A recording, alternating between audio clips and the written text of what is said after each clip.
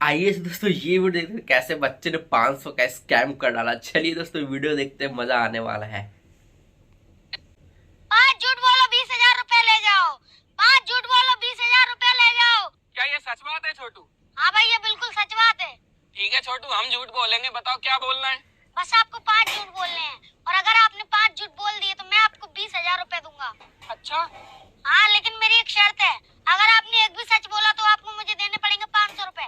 यही स्कैम है ये ले दोस्तों पहली इसका। पकड़ 500 रुपए। इसका सर्विस का स्कैम है पहला बच्चे ने। सवाल, भारत का प्रधानमंत्री कौन है?